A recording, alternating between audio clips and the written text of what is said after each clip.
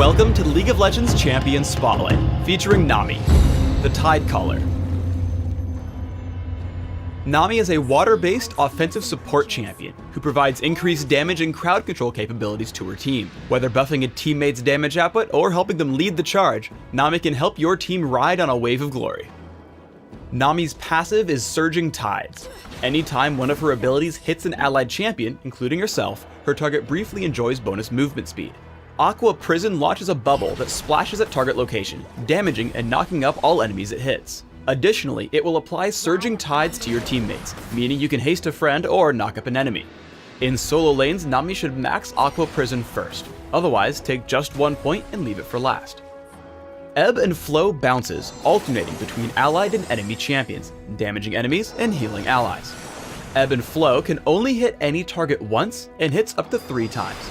Because of this, you'll need to choose between getting 2 heals by targeting an ally or damaging twice by targeting an enemy. Nami should max Ebb and Flow first when playing in paired lanes, or max second when played as a solo. Tide Caller's Blessing buffs an allied champion for a few seconds, causing their basic attacks to deal bonus magic damage and slow their target. Nami should take a point in Tide Caller's Blessing early and look to max it after Ebb and Flow. Tidal Wave is Nami's ultimate. Tidal Wave crashes forward, damaging, knocking up, and slowing all enemies it encounters. As Tidal Wave passes over Nami's teammates, it also applies Surging Tides, helping them chase down their enemies. Like all ultimates, Nami should max Tidal Wave as soon as possible. In paired lanes, focus on harassing with basic attacks into Ebb and Flow. Think about whether you need the third bounce to heal or deal damage. Aim at the enemy champions if you want to deal more damage, or first target an ally if you'd rather have 2 heals. Nami's abilities all work well together when coordinating a gank. She applies Tide Caller's Blessing on herself, slowing Katarina. This makes it easy for Udyr to catch up, and once he does, Aqua Prison makes Katarina an easy kill for Ebb and Flow. Nami's allies can become gateways for Ebb and Flow. While the enemy Tide Caller is out of range, Nami targets Lulu with Ebb and Flow, bouncing to the enemy champion for damage.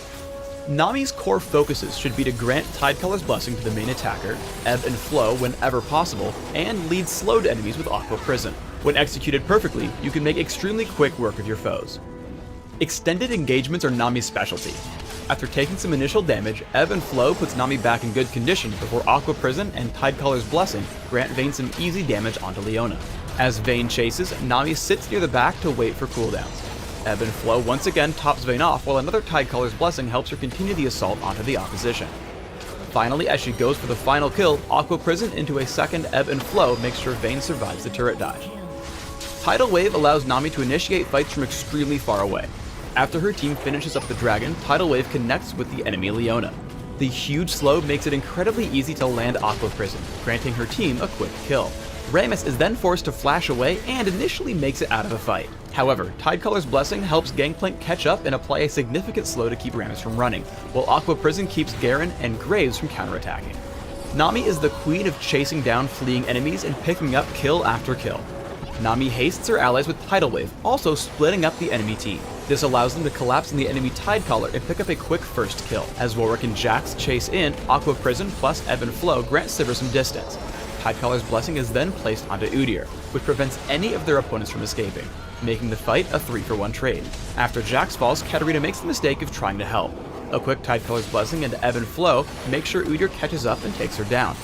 Now they turn their attention to Graves underneath his turret. Udyr leads the charge as Nami follows in from behind. Tide Caller's Blessing grants a great slow while Ebb and Flow keeps her team healthy in the fight. Ultimately, Graves has nowhere to go as Udyr constantly catches back up for the team's 5th kill. Here's an example build to get you started on Nami, which focuses on supporting a teammate in lane while harassing the opposition. Take attack damage marks, armor seals, magic resist glyphs, and gold generating quintessences. Run 0-9-21 masteries, taking health and armor in defense, plus masteries like gold generation and cooldown reduction in utility. Bring heal or exhaust and flash for summoner spells, allowing you to keep your team alive, neutralize enemies, and reposition yourself in teamfights. Thanks for tuning in to the Nami Champion Spotlight. Please subscribe to the Riot Games YouTube channel above and leave us your comments just below the video.